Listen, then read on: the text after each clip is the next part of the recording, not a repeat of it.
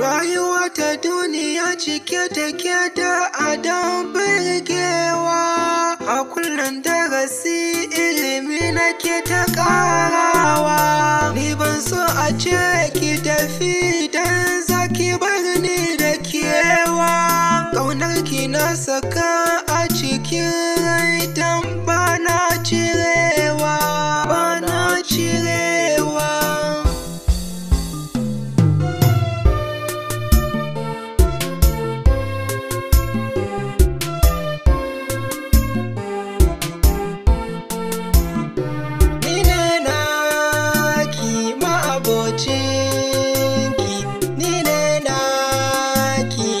Abocin soyayya,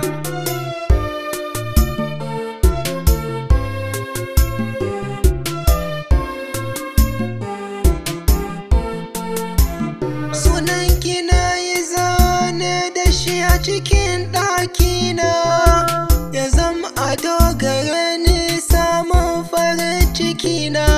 Na kan ji sauƙi sukuni cikin ƙalbina, jarabtar so a kullum yake ta damuna.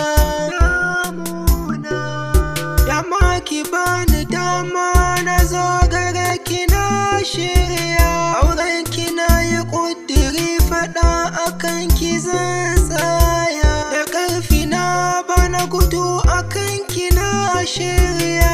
Riga da kin yi nisa tawa ba fariya.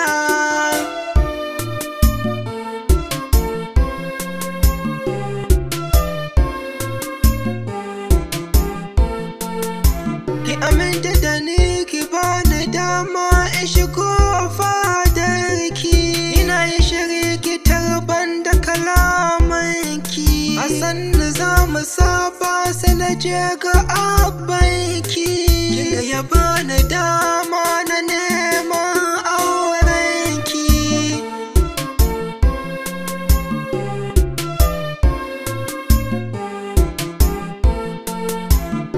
Banda sukuni a rayuwa in babu ke a raina, ma'abociya banda kamar ki duniya na. Ni ne na ki ma'abocin sanki da ƙauna, ni ne na ki ma'abocin sanki da ƙauna.